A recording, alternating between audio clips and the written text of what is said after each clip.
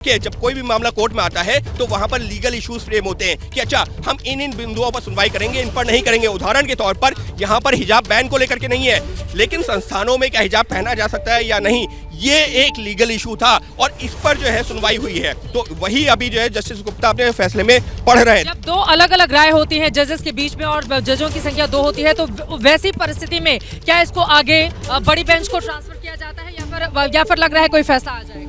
चित्रा, यहाँ पर जो है ये भी बताना जरूरी है कि देखिए अगर जो दोनों जजेस की अलग अलग राय होंगी तो मामला 3 जजेस की बेंच के पास जाएगा, क्योंकि 2 जजों की बेंच के पास पहले से है, तो वो ऊपरी बेंच के पास जाएगा। लेकिन अगर दोनों ही इसकी मांग भी की जा रही थी, इसकी मांग की जा रही थी। कर्नाटक हाईकोर्ट के के फैसले को जिन लोगों ने चुनौती दी थी उन्होंने ये मांग की थी। इस सब के बीच में अगर दोनों जजों की सेम राय होती है, लेकिन लीजिए पहले आ गया है जो धार्मिक स्वतंत्रता की बात की जाती है अनुच्छेद 25 में, उस पर कहा है कि उसकी सीमा क्या है। जस्टिस गुप्ता वो बता रहे हैं कि व्यक्तिगत स्वतंत्रता और निजता के अधिकार की व्याख्या किस तरह से की जाए, क्योंकि यहाँ पर जो अनुच्छेद 25 है वो धार्मिक स्वतंत्रता की बात करता है। तो ऐसे में उसकी सीमा क्या है, उसका किस तरीके से आकलन किया जाए, क्योंकि यहाँ पर जो बहस चल रही थी वो आर्टिकल 19, 21 और 25 को लेकर। राय अलग है तो फैसले का क्या होगा फिर? किस तरह की उम्मीदें की जाए?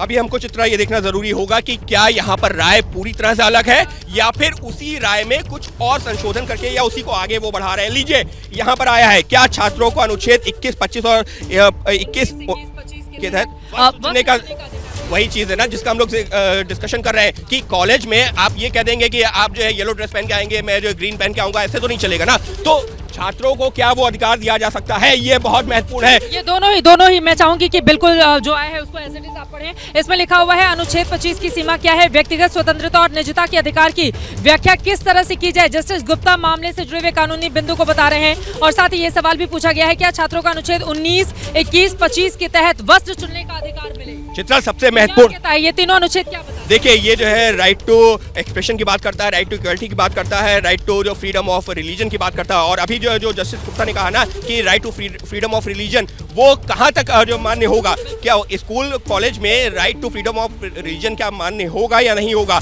क्या उसके तहत किसी को कुछ भी पहनने का अधिकार होगा। तो इस तरीके के सवाल थे और यही जो दलील भी दी गई थी।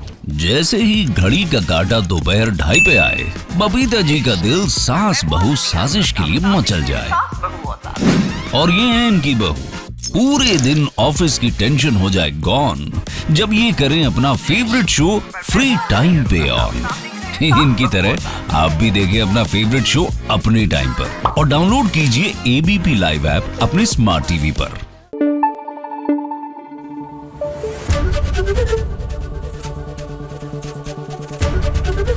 एबीपी न्यूज आपको रखे आगे।